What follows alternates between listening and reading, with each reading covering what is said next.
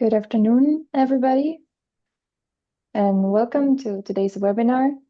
We're looking forward to explore with you how we can merge climate and power reliability goals and create transatlantic learnings and paths forward for Europe. I'm Leah Rom from the Clean Air Task Force. I'm an associate for Europe policy in their electricity program. For all of you who don't know the Clean Air Task Force yet, short CATF, we are a global nonprofit organization working to safeguard against the worst impacts of climate change. We are catalyzing the rapid development and deployment of low carbon energy and other climate protecting technologies across the globe. I'm co-moderating this webinar today with Kasparas Fokas, who is the director of the electricity program at CATF. And before we start off, I'm going to give you a short overview over our agenda today and start with some simple housekeeping rules for our webinar. So our session today will be approximately 1 hour. We will start with a report presentation, a report that is presented today for the first time. It was commissioned by the Clean Air Task Force and written by two excellent authors from the Brattle Group. Afterwards, we will have a panel discussion with 3 excellent experts from the European playing field. It will be experts from policymaking, transmission operation, and also the deep academic expertise. And please note that you will be muted during the sessions, but you can submit your questions in the Q&A function in the Zoom webinar, and we will try to take up your questions as we go and try to address as many as we can. And we will close at around 4 p.m. Please note also that this webinar is going to be recorded, and you can watch it afterwards, recorded on our website. Yeah, I think with this, I can start handing over to Andrew and introduce him. First, Andrew Thompson is an energy associate at the Brattle Group. He is one of the authors of the report Clean Security of Supply in Europe, Models for Market-Aligned Contracting and Procurement. And he is an energy economist and expert in wholesale market design and regulatory economics. And he has experience in advising system operators, regulators, governments across international jurisdictions. So thanks so much for all our panelists joining us and all the participants for your interest in this webinar. And I'm gonna hand over to Andrew now to start with his presentation. Okay, well, thank you, Leah, for that very nice introduction.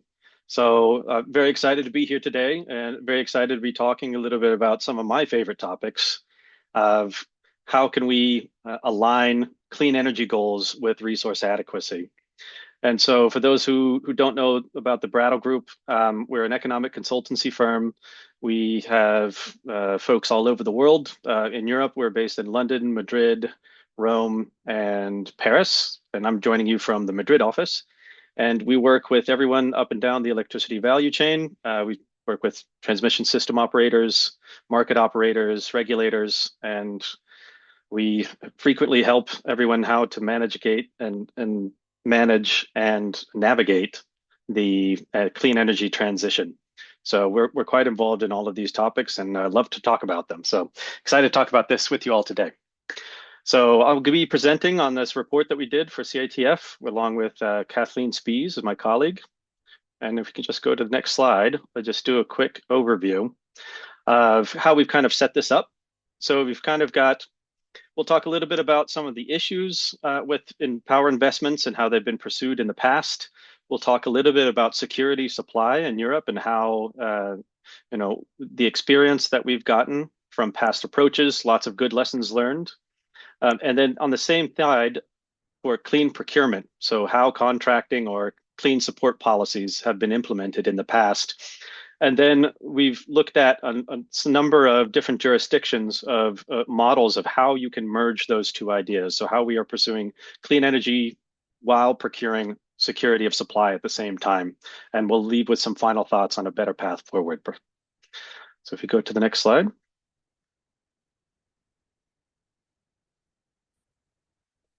All right. So starting with why we are interested in this. So some of the, a kind of conundrum that we have seen emerge over the years is that often we are pursuing different goals with different mechanisms. So on the one hand, we have decarbonization goals, we have clean energy goals, but at the same time, we need to ensure that the system maintains its security so that it's still being able to deliver electricity in a reliable fashion.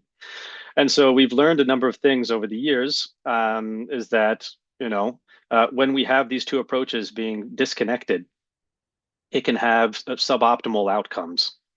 And so among those things are, if you have long-term contracting, if they're poorly designed, it can undermine the short-term market signals.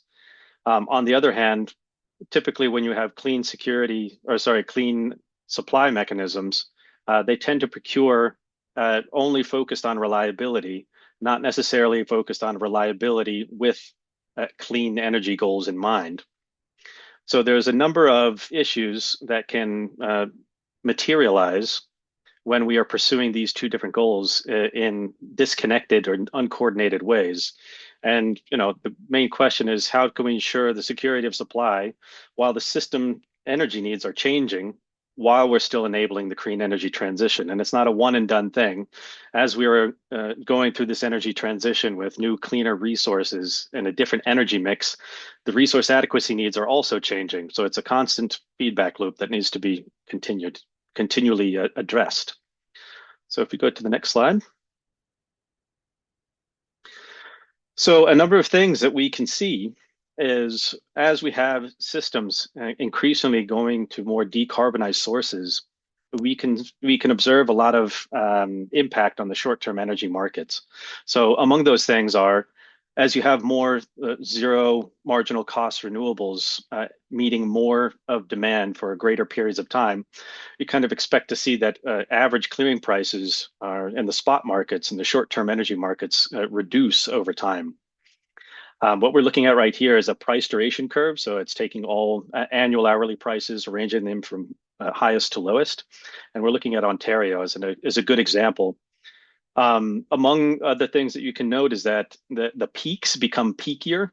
So at the high end, you get more of scarcity pricing becoming even more higher prices during scarcity conditions, while at the same time you have average prices reducing.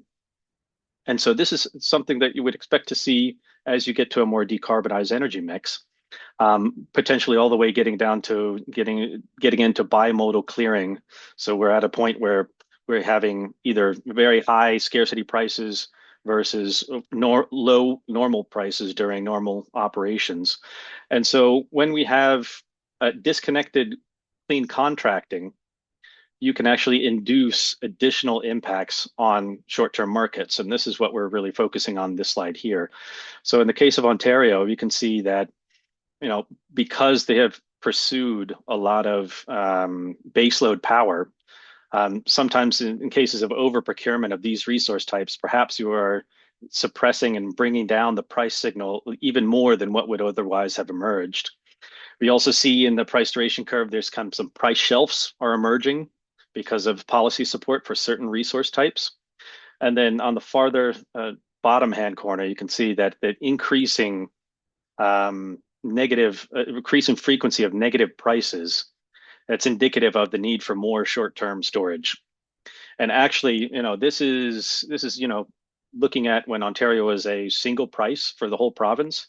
And now that they have moved to locational marginal prices or nodal prices, we're actually seeing some of the more the impacts of over procurement or procurement in the wrong location is even more noticeable. And so now with LMPs, we're getting a lot more information in the short-term price signal, both in the case of where congestion is actually materializing and the impact of having this over procurement of baseload resources, is that oftentimes now we're seeing that there's a lot of zero priced hours even during the nighttime when there's no not so much oversupply per se, but it's still a significant amount that it's bringing prices down to zero overnight quite frequently.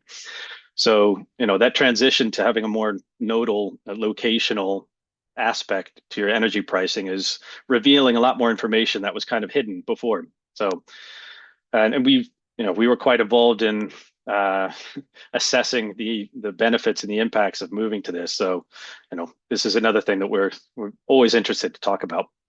So, how about we go to the next slide?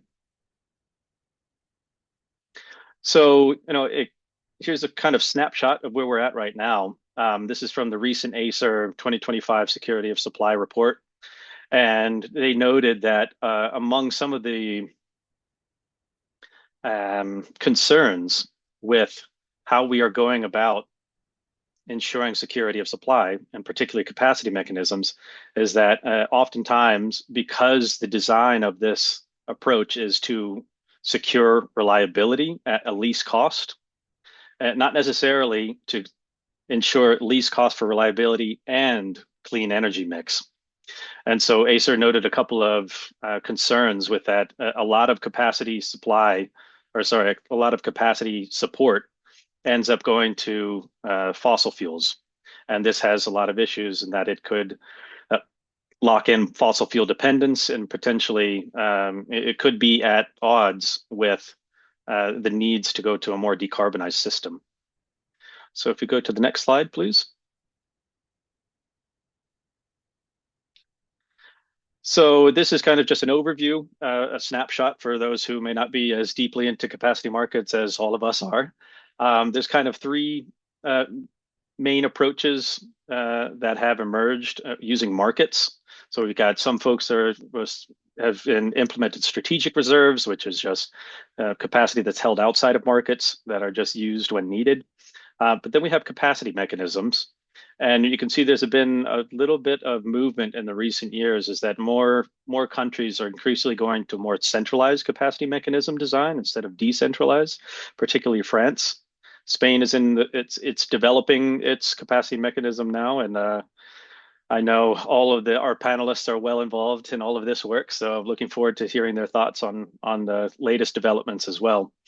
And then another one is reliability options, which is similar to capacity mechanisms, but you also have more protections during high prices. And so if we go to the next slide, please. Taking an even wider view, though, security supply, it's actually been insured for a wider spectrum of options, ranging from energy-only markets that are insured your long-term pricing signal for scarcity pricing, capacity mechanisms that can be this decentralized or centralized, and also even centralized planning, which was before market liberalization.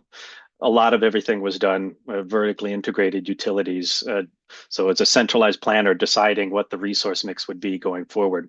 And you can see it's kind of a spectrum in that on the left-hand side, you have a lot more competition driven, and on the right-hand side, it's more planning oriented. And there's pros and cons of each. And so, we discussed that a little bit more in the full report. So I encourage everyone interested in that to please look into that. So if you go to the next slide, please.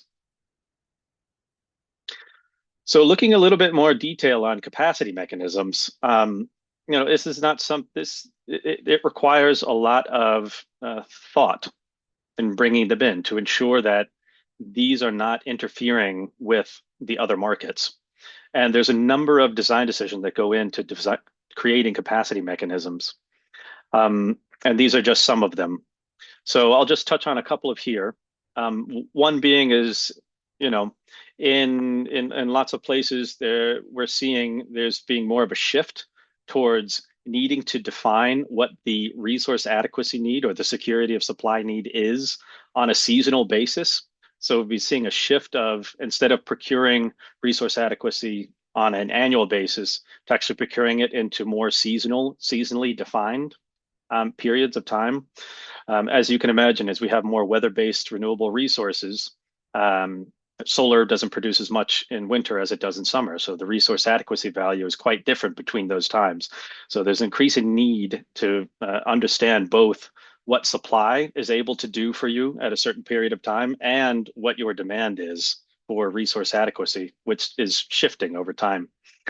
Maybe another one I'll focus on is the expression of need. So this is kind of on the right-hand side, looking at the demand curve, because these are administratively determined centralized mechanisms, a lot of them.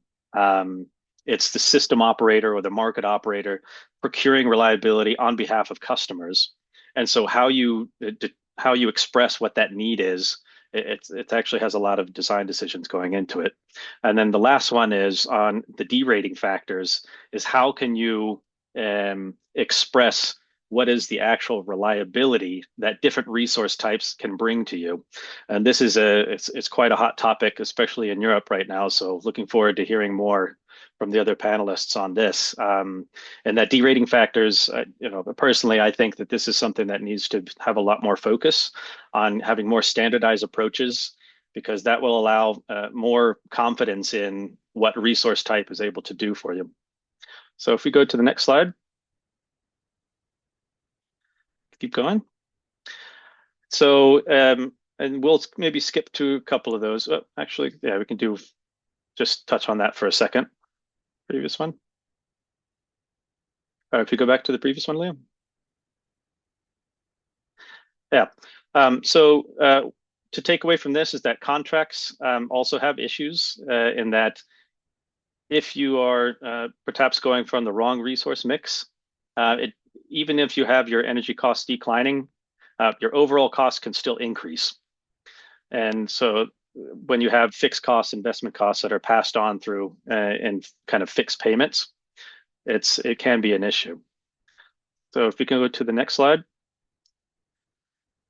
And there's different ways of creating contracts, and there's many different ways that you can slice up the contract. But I guess the key point to take away from this is to slice, in that there should be a different delineation of the value of different parts of your contract. So whether it's your resource adequacy value, your energy value, or your green and policy value. And perhaps go to the next slide. So we won't spend too much time on this one either, but within there, we've laid out a kind of a design process that we can follow. Is how to make more market-aligned contracts. And maybe let's just skip through, because I know we're getting short on time here. Go, Leah, to a couple more. Yeah, go back just for a second. Kind of introduce all. Yeah, so we looked at a number of other options where other jurisdictions have been trying to merge this idea of maintaining clean and secure supply. And we'll focus just on Mexico right now. If we go to the next slide. So Mexico was actually a very unique model in that it had long-term auctions that actually did split up and procure different bundles of products simultaneously, one of them being energy capacity and green attributes. And this is a quite novel approach. It was only in place for a couple of years, but it was quite successful in that it was able to even get world record prices, low prices for renewable supply. And you can see in each instance of the auction, the price kept going down. So, when they were getting into, about 18 euros per megawatt hour for solar, that was, it's quite cheap. So if we go to maybe skip ahead to the last couple, I think that's the last one here. So within the report, we talk about a lot of these models. Again, there's no one way to go about ensuring security of supply, but there are ways that we can iterate upon existing models that are there to perhaps put more emphasis on focused on clean security of supply. And so with that, I will leave it for everyone else. I'm looking forward to this session. Thank you all.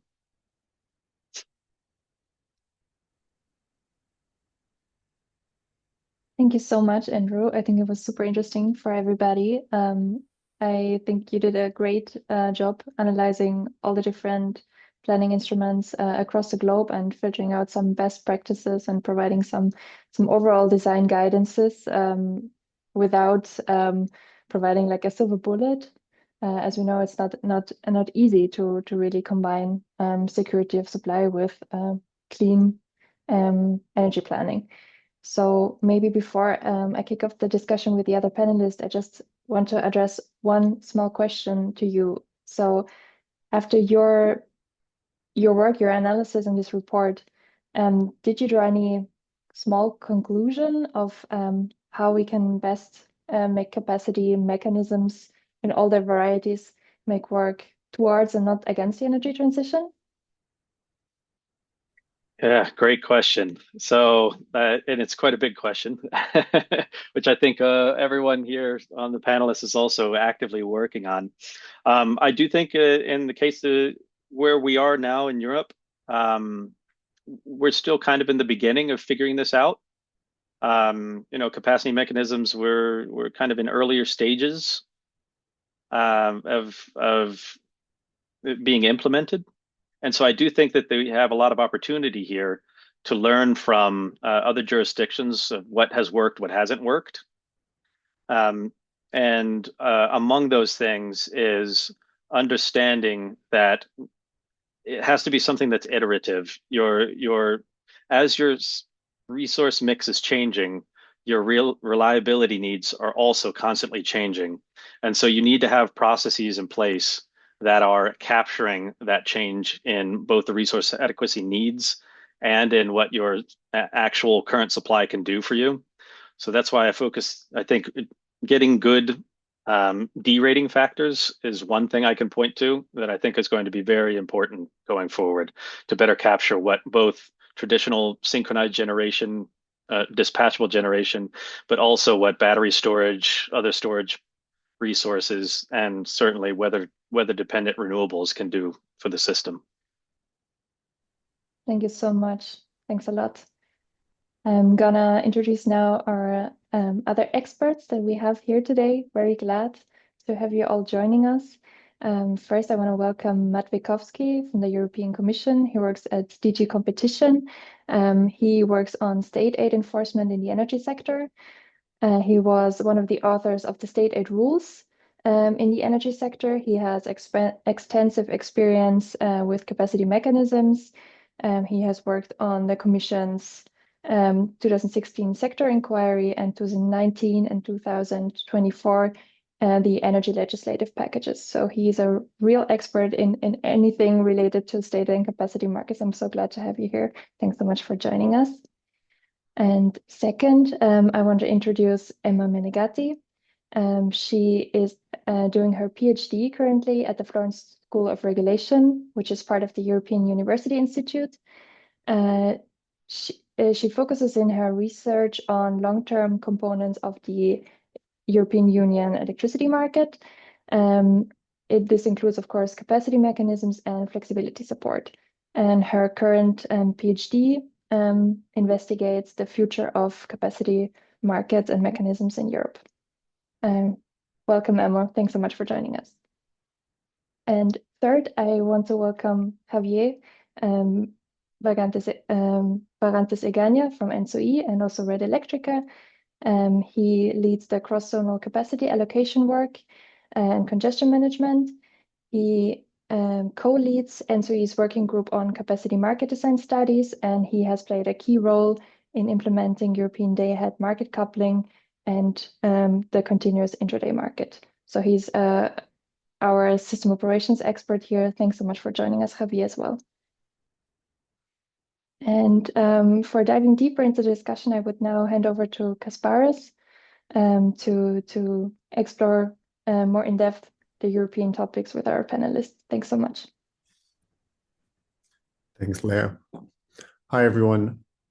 So Matt, perhaps we'll start with you. So you are an expert in many topics, a few of them being electricity market design, security of supply, and state aid. I'd be curious to get your perspective in terms of whether you or the Commission is generally concerned about this potential disconnect that Andrew was describing between clean energy procurement and resource adequacy procurement, and maybe opine also a little bit on whether you feel that state aid rules can help support a technology neutral capacity mechanism that is also aligned with climate goals. So over to you, Matt. Thanks, Kasparas and Leah for convening the group, and thanks, Andrew, for the very interesting study. So yeah, no, first thing maybe I should say is I did work on these issues for quite a long time, but it's not as though having done that, I get to the opinion that I ticked off a lot of answers for like what's the definite right way of doing things and move on to the next question. It's definitely not been like that. Like the system just keeps evolving. Things get increasingly complicated, I'm afraid. And part of that is also the state aid rules where we have some responsibility, but things don't get easier, and I feel like we keep needing to adapt basically. But on the first question you asked, Kasparas, so I think yes, there's definitely a concern. I mean, ACER has flagged it. I think Andrew presented a nice slide with some extracts from the ACER Security Supply Monitoring Report, which is a recommended read if you're interested in this stuff. But ACER has identified the increasing kind of commitments that we're making with especially long contracts with fossil plants. And we're getting to the point where actually those long-term contracts are starting to bump up against those deadlines that sometimes like once seemed quite far in the future for reaching our climate objectives. So if you remember as well that when we're doing this kind of procurement in the EU capacity mechanisms, we're offering often 15-year contracts. And that procurement is often taking place at least 4 years ahead. And that's actually moving out now with data center driven supply chain constraints on gas turbines. That's looking like moving out to 5 or 6 years ahead. So if we're signing a 15-year contract 5 years ahead, we're talking about commitments that last 20 years from today, and we're already then in procurements this year going to be signing up capacity that will still be being paid to be around in the mid-2040s. So, I mean, these contracts can still potentially be compatible with climate objectives. I mean, because these contracts don't tell you anything about the running hours necessarily that those plants will be making, and so their real emissions aren't necessarily, there's no definite conclusion about what emissions they will emit in the mid-2040s. And they also may in some cases convert to cleaner fuels before the end of those contracts. So it's quite difficult to know for sure today already what the impact of those contracts is, but at least, I mean, it's obvious at least that we should be paying attention to this, and that when we start authorizing these long contracts or signing them, then we should have a bit of a plan for how this locks us into a future that's compatible with the climate objectives as well as the security of supply objectives. Yeah, because like another issue is that, because a part of what this report interestingly looks at is whether member states can start sort of forcing a cleaner transition through their capacity mechanisms, which certainly is possible. But I think it's important to bear in mind that the more long contracts that have been signed, the more that, I guess, will act as a brake on that kind of transition. You're unlikely to wish to break those contracts. So that undermines investment certainty and is generally not a good approach. So yeah, it would be good to have more attention to a kind of longer term view, I'd say, on taking into account not only reliability but also security of supply. In terms of the state aid rules, I mean, maybe I don't want to say too much now unless you want me to elaborate a bit more. But there certainly is space in the state aid rules, I'd just say, for incorporating clean objectives. That's been the case for quite a long time. You had electricity regulation in 2019 introducing emissions thresholds for capacity mechanisms that have served some role in reducing at least those contracts for coal plants, though implementation has been, step by step, and it didn't happen overnight. And that's still a process that we're going through. And then the state aid rules basically invite member states, if they wish to add environmental protection objectives to their security of supply measures. So that's certainly something that we can accommodate. Let's say the appetite for that is not that high so far, but the possibility is certainly there and encouraged in the state aid rules. Thank you, Matt. Perhaps a little bit later on, we'll get back to some of these state aid potential here if we have time at the end. Sure.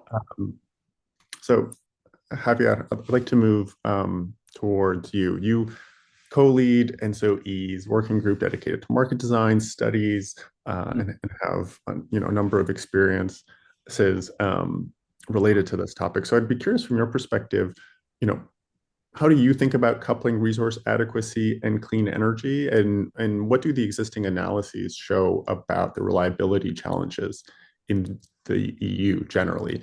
Do you see capacity markets being planned for supporting future clean technologies, or is it still kind of more a traditional view of resource adequacy that's predominant in the US and in Europe?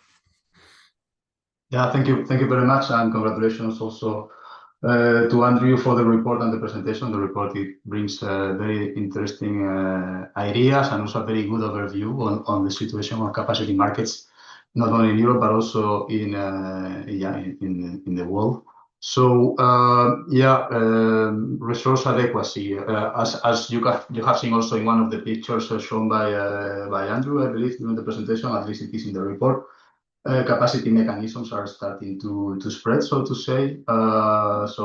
We see more and more member states looking into them. And as from the TSO side, we see them not only as a tool for ensuring adequacy, which is their main purpose, but also we believe they can contribute to facilitate energy transition. So in that sense, we have even published a report on that, and we see that they can bring benefits. It is true, as Andrew is saying in the report, or that there has been historically kind of a challenge in making compatible, so to say, or aligned the security issues with clean procurement. But that thing, I think we are learning a lot, and we already see some experiences that provide good examples of capacity mechanisms being able to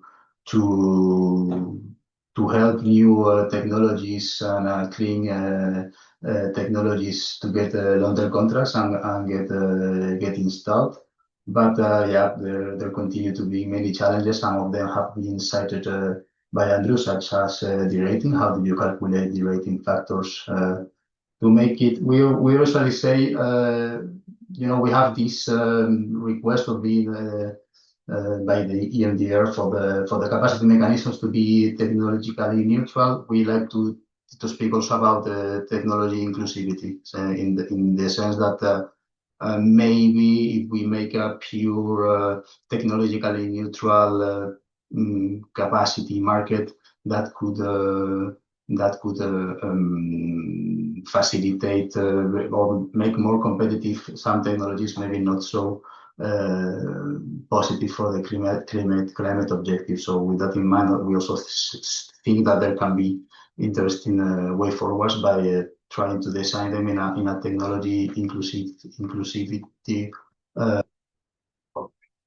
Apart from that, cross-border participation also it to be complex, much based also maybe in due to need maybe of working into interoperability of the different capacity mechanisms. So not so much into how to further harmonize, but how to make them comparable, so participation can be facilitated in different jurisdictions.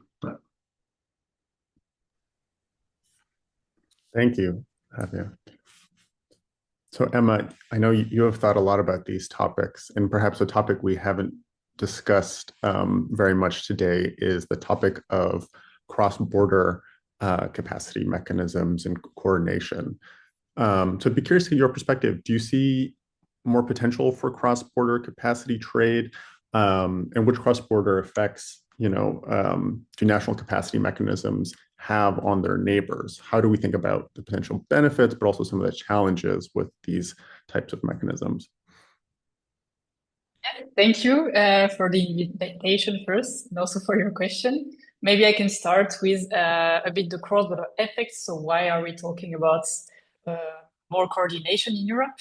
So a first issue we see is that we have capacity markets, but we still have also energy on the markets.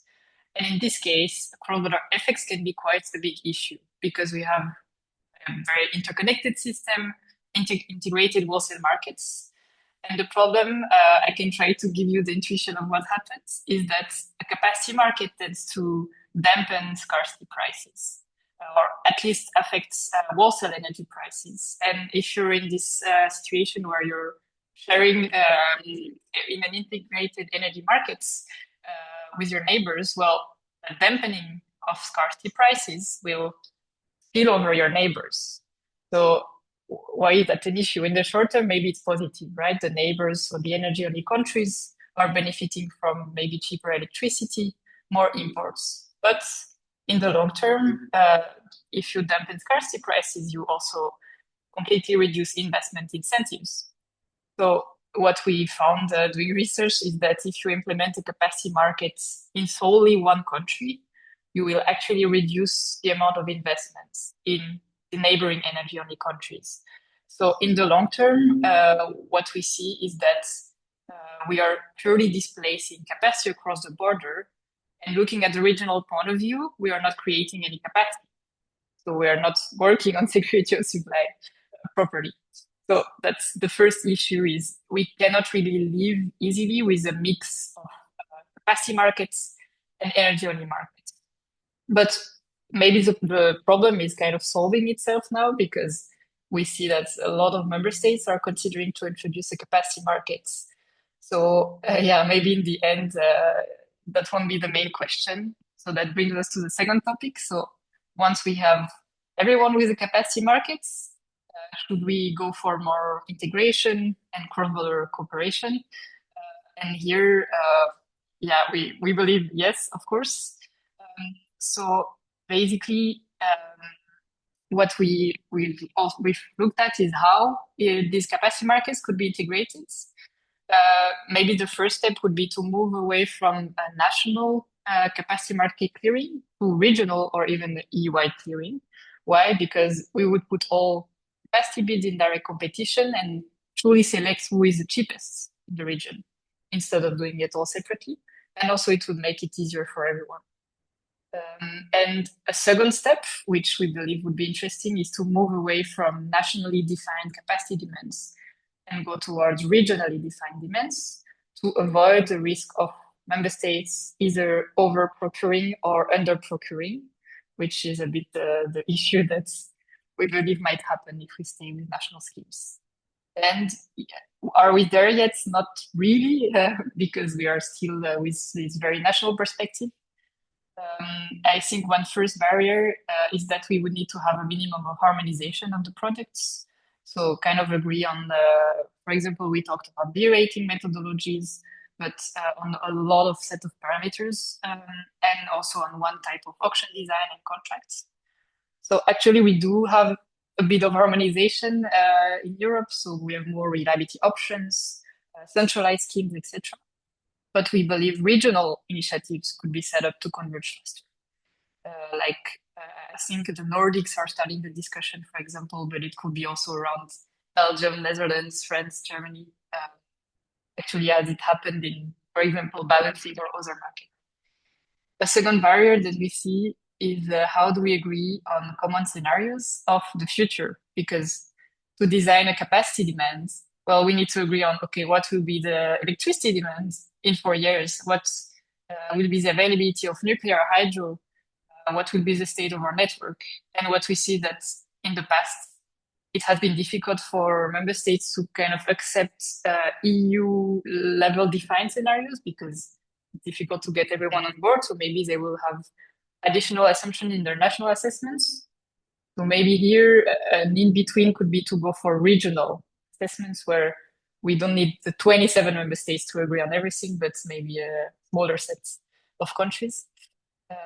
And the last barrier, but a very important one, is just trust. So do you trust your neighbor to export when there is a common regional scarcity? If you don't, then it's not really possible to procure together and share the resources. So this, yeah, it's more a political topic, but there could be more legislation as well to make it clear who gets the available energy during scarcity periods when they are common across multiple countries. So yeah, but I hope that answers your question.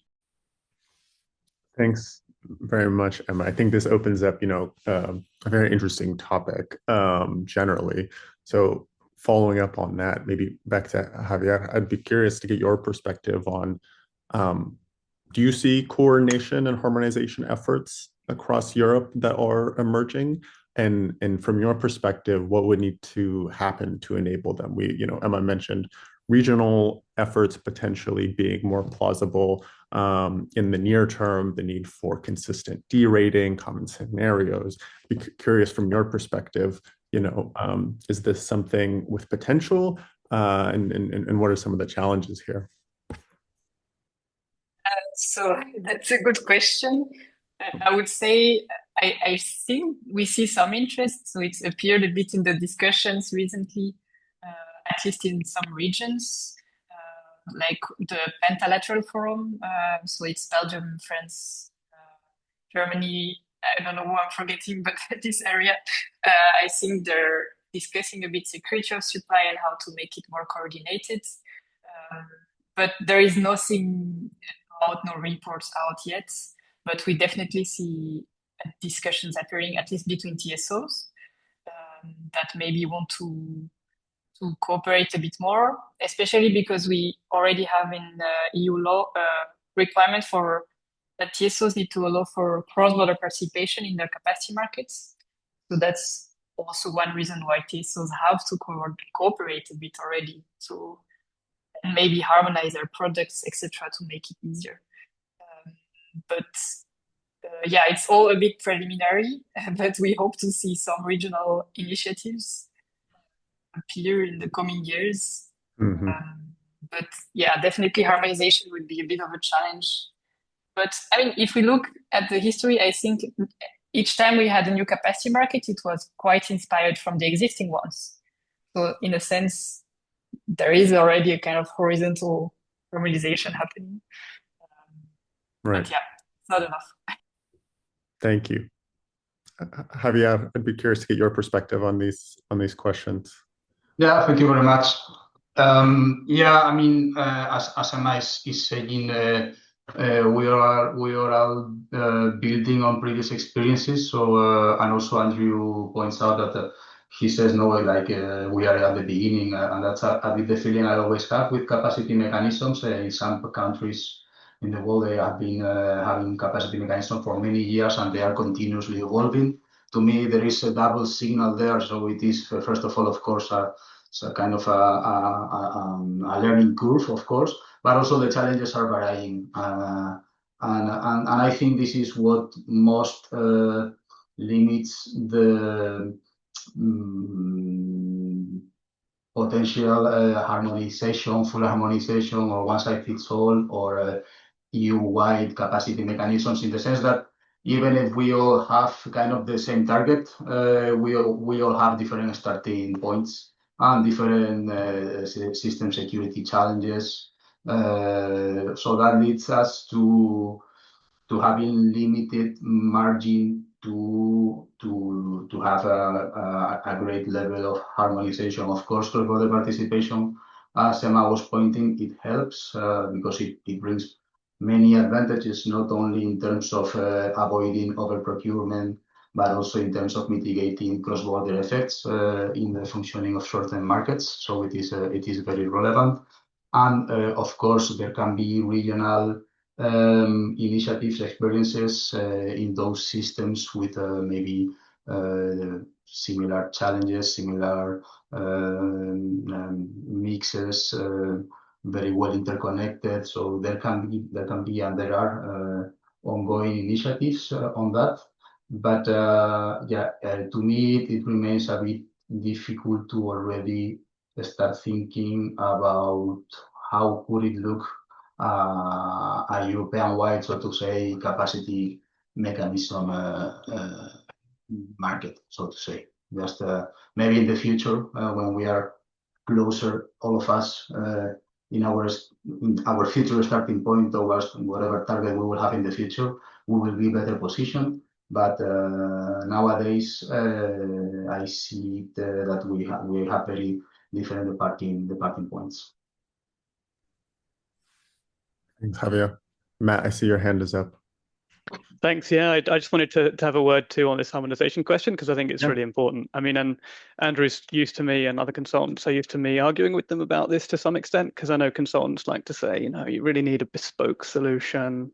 there's 15 models already done, but we're going to do a specific new one for you because everyone's problems are different. And of course, there's no one size fits all, but there is definitely much more potential for harmonizing things.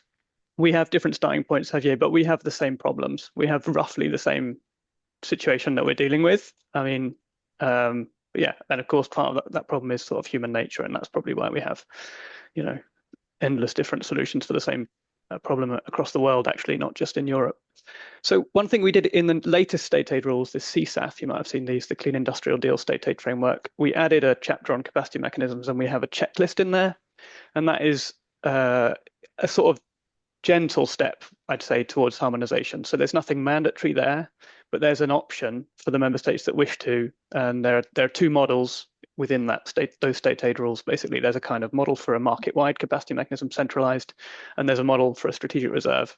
And any member state that wishes to can very quickly have an approval for one of those two models. And so, at least we saw that as a gentle push towards some harmonization in this area, because of course that would then make it at least a bit easier. I think it will still be very difficult, but it would at least be a bit easier to see the kind of regional or complete EU harmonized capacity mechanisms that, as Emma said, would no doubt be more efficient eventually. Last word on that is that ENTSO-E has amazing knowledge and expertise, but is not always very helpful, in my experience, on this harmonization point, because of course, there's national system operators that like to guard their independence in a similar way that we see from national governments. Thanks, Matt. Maybe just following up on that. I mean, do you see in this document you mentioned, but also going forward, do you see additional ways the EU can help promote some of the coordination or harmonization, especially with respect to things like derating or common scenarios? So I think we're on the lookout for it. I mean, but we try to identify best practice when we can, and so that would go sometimes into state aid rules when those are revised, and we can sometimes close off things that obviously become bad ideas, like paying renewables to spit into the system when prices are negative. That's kind of obviously a bad idea, so prohibited clearly in state aid rules. Other times we take a more cautious approach and we would put guidance out. Like recently we put some interesting guidance out on contracts for difference and how to design those in a way that tries not to mess up too much the market signals, especially forward markets, but also intraday markets actually. So yeah, there's different things we can do, but we do end up having quite, like, the job is very interesting that from my perspective that I'm doing here, because we see a lot what different people are doing. So I mean, I guess in the same way that Andrew and his colleagues would, or Emma when she's studying things, but we can sometimes see what's going on in different places and then suggest what might be looking like better or worse practice based on that. Great. Thanks, yeah, Matt. I think sorry, just to follow up on Matt's last it. point there. I think that's so important, is having that wider perspective to be able to learn from the lessons from the past, both good and bad. Because we've had a lot of experience with things that have not worked well, and so no need to repeat those same problems or continue them along. But there's been a lot of things too that have gone well, and so I think the more focus that we have on learning from what's already out there can only make the approach here in Europe better. Thanks, Andrew. I'm going to move to a question that's in the Q&A, and I encourage others to add additional questions. Perhaps first to Emma.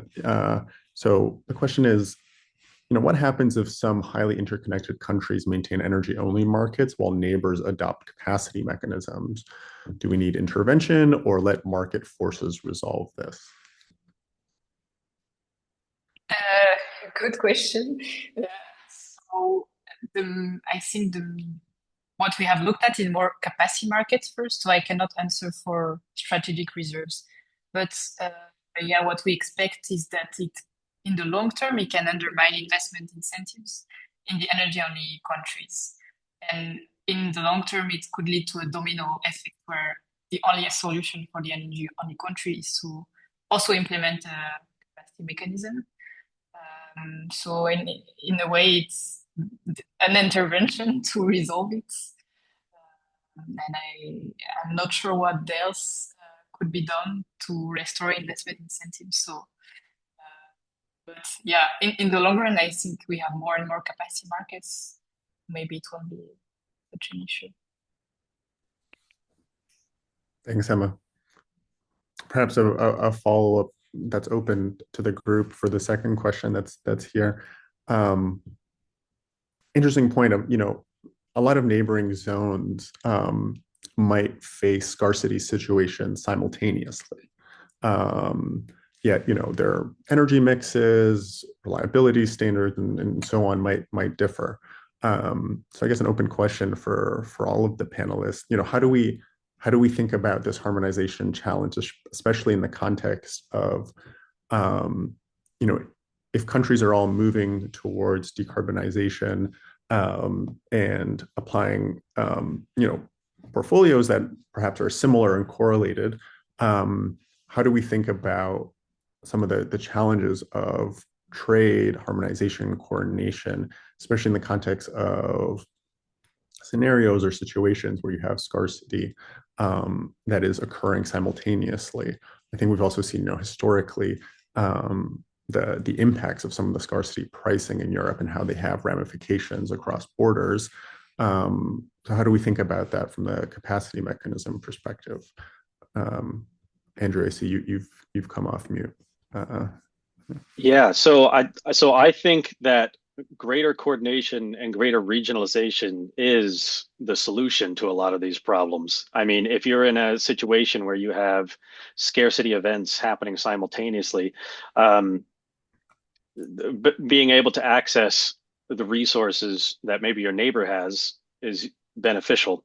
And then especially if we're having more integration for the East-West, I mean, the geographic diversity that is not just on the basis of being able to have better access to the resources at different points of time.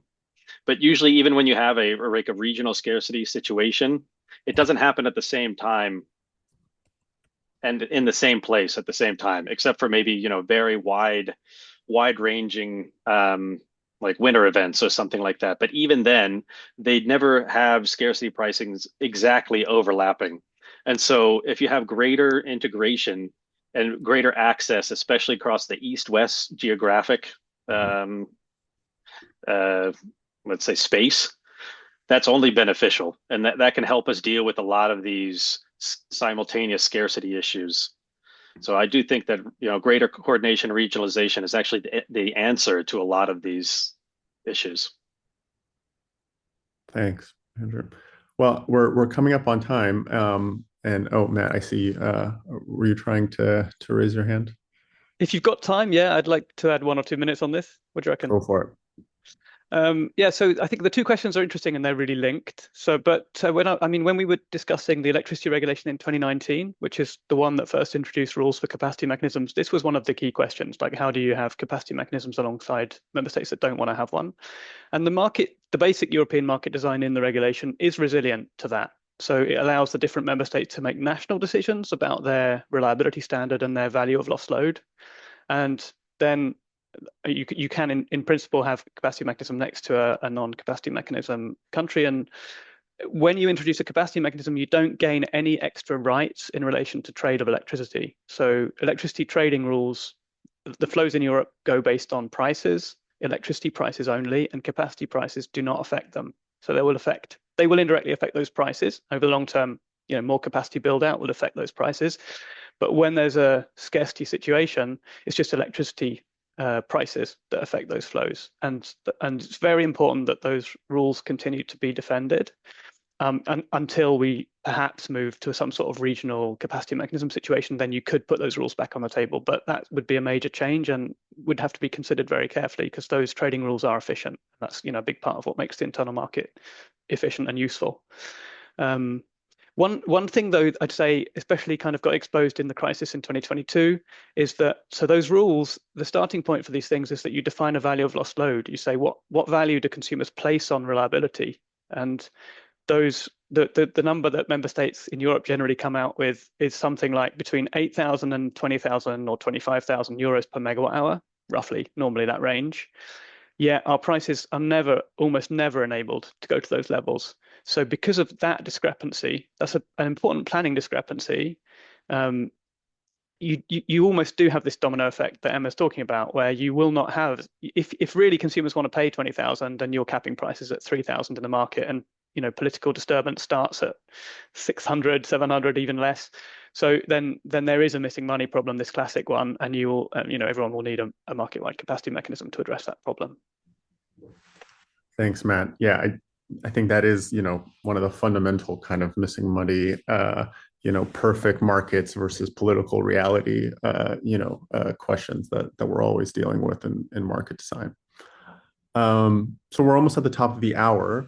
I'd like to ask the panelists perhaps just very quickly for 30 seconds of kind of final remarks. Perhaps we'll start with Emma, then go to Javier, and Matt for final, and then Andrew for final just remarks on the conversation today.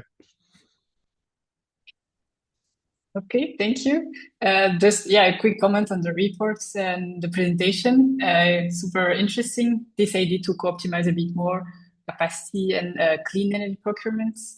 My main, I think, question was in the perspective of Europe, is that if we want to go for this co-optimization, we have to think that the contracts are very different. So we're talking about 20-year CFDs versus 1-year reliability options.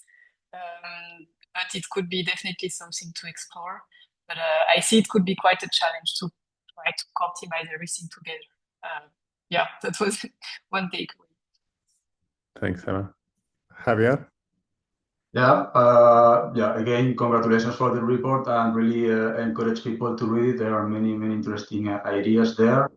And as said by all capacity mechanisms, indeed, they come with many challenges. They are there to solve adequacy challenges, but indeed they come with other challenges. And as you have seen in the discussion, there are different views on to which extent and at which speed they can evolve towards a more harmonized or maybe regionalized framework. And we are all working into the direction of making them as interoperable as possible and as clean as possible. Thank you. Matt? So thanks again on the report. I think most interesting from my perspective is the practical examples. So the places where you see kind of like best practice, like Mexico, or maybe the forward clean energy market that's described there. So that's really welcome, and maybe kind of even more granular guidance on so how do you put that in place then? And ideally, I guess also quantifying a bit what the benefits are of that kind of approach could be kind of interesting possible follow-ups. Other than that, I'd say the discussion today shows, I think, quite a lot of agreement that very important issues for further discussion are derating factors and how to develop those in the context of low carbon resources, make sure that they're as fit for purpose as possible. Hopefully that can come out through the ERA process in a harmonized way in Europe, and also then leading on to regional capacity mechanisms where surely we can do better than we are today. So thanks again. Thanks, Matt. Andrew, final 30 for you. Matt stole all of my points. So no, all excellent feedback and thoughts here. I guess I'll just say then, I think, touching on what Javier and Matt and Emma have all said, is that, it's not like we're going to have one round of design and then we will find the right answer and then we'll be done. This is going to be an iterative process. The system's constantly changing, our needs are constantly changing. And so it's going to need to have a feedback loop, not only of just learning from what has worked within a given country or there, but also learning from what else is out there and what other approaches have been done previously. So I think it's going to be an evolution, and we just have to treat it that way. Great. Thank you all. And yes, I do encourage you to read the report. I think there are many interesting real world examples that can be learned from, both for traditional capacity mechanisms, but also for more ambitious co-optimized approaches to clean and resource adequacy. So Leah, I'll pass it over to you just to close this out. Thanks so much, Kaspars. There's really nothing to add anymore. Thanks so much for the discussion. Thanks so much for joining us, Andrew, Matt, Javier, Emma. Really, thanks so much.